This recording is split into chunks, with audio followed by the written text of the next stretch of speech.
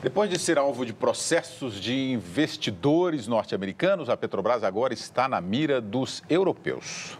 Um dos maiores fundos de pensão da Europa, o AP1 da Suécia, anunciou que vai abrir um processo individual contra a Petrobras. Assim como os investidores dos Estados Unidos, os europeus alegam que os balanços apresentados não revelaram a real situação enfrentada pela empresa brasileira e que a companhia não foi capaz de desenvolver políticas eficientes de combate à corrupção. Até o final de dezembro, o AP1 detinha 3,7 milhões de ações da Petrobras. Outros fundos de pensão europeus que investiram na estatal avaliam a possibilidade de abrir novos processos. Nas últimas 2 semanas, uma gestora de fundos norte-americana e 6 fundos de pensão de Nova York também optaram por processar sozinhas a Petrobras.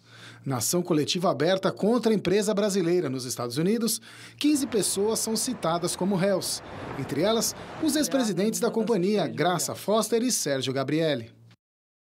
Ayrton, esse processo, as pessoas estão indo atrás para tentar punir esses diretores. É possível isso, né? Eu acho que eles o investidor que se sentiu lesado. Isso, né? Estão a fim de recuperar os investimentos que fizeram diante dos números que lhes foram fornecidos a nível internacional. Eu acho que estão exercendo um direito líquido certo que tem. Se forem induzidos a erro, acreditando numa Petrobras que não tinha estrutura que anunciou ter quando recebeu esses compradores de suas ações, vou chamar assim. Agora, esse caso que é anunciado aí como sendo lá da Europa, e que a própria matéria fala de um crédito aí de credores que investiram 3,7 milhões de dólares, olha, o rombo da Petrobras chega a ser 2 bilhões de dólares. E ela vai sair disso. Ela tem condições de sair disso. Portanto, eu acho que esse é um dos fatores menores no contexto da pressão que a Petrobras está tendo.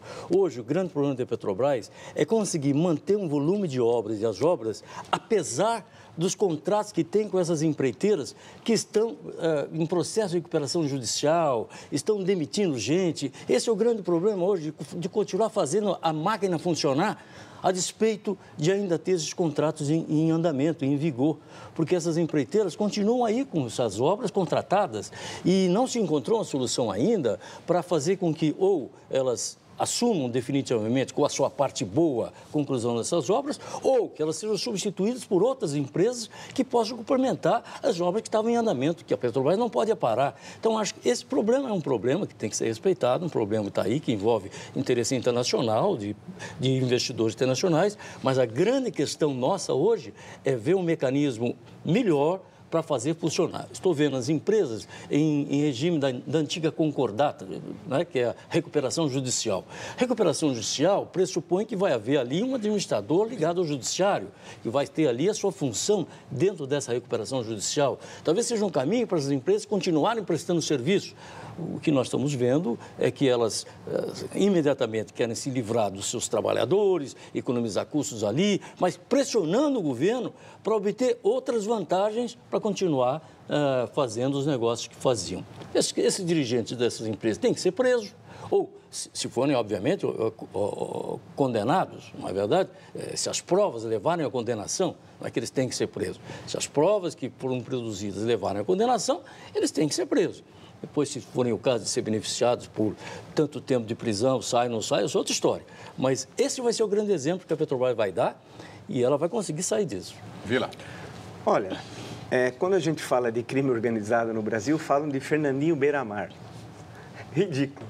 Crime organizado é o Petrolão, feito por um partido que tem um projeto criminoso de poder, que tem um chefe, tudo aquilo que eu já disse aqui durante anos e que agora, infelizmente, não para meu agrado, se comprova. Portanto, é um projeto criminoso que pegou a maior empresa nacional, que representa, com toda a cadeia produtiva, 5% do nosso PIB. Tem gente que hoje não tem trabalho, perdeu casa, por causa dos criminosos do Petrolão, desse projeto criminoso de poder. Então, não é o Fernando Beiramar. Ele mora em outro lugar, ainda está livre, e vai pela tradição brasileira da justiça severa. É capaz, quando morrer, ter 3 dias de luto tal. O chefe da quadrilha tal. Segundo, o balanço até hoje não foi pronto, o balanço do ano passado, e sequer auditado. O rombo não se sabe, porque como que você vai lançar no balanço propina? Vai ser uma revolução brasileira nos cursos de contabilidade. Propina, 2 pontos. Graça Foster dizia que o rombo era de 88 bilhões, 88. Aí a presidente da República falou, não, vamos diminuir para 20. Mas como? Sob que critério?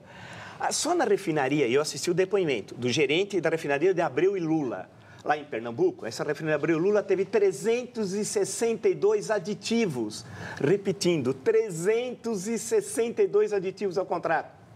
Aquela que era para custar 2, já custou 20 e até hoje não foi plenamente inaugurada. Isso que é crime organizado, isso que é roubalheira, isso que é ladroagem, são traidores da pátria. Agora, na justiça brasileira, tudo é lento.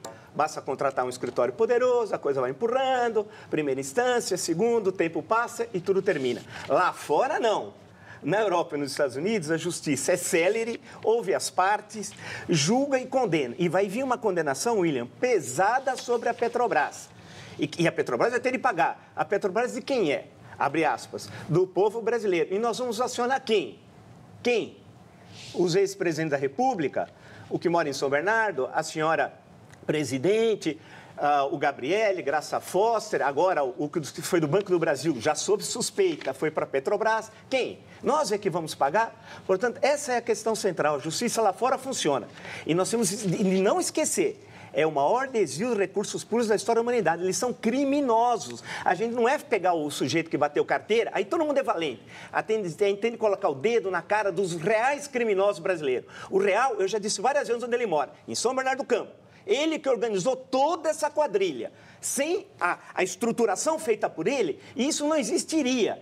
E ele não tem honra, não tem caráter de vir à rua, ele não anda sozinho num quarteirão hoje do Brasil, de uma cidade. De vir ao menos se defender em local aberto ou local público. Mas ele vai ter de se defender, não por vingança, eu estou dizendo isso, por justiça. Ele cometeu um crime de responsabilidade de lesa pátria e vai ter de pagar na justiça.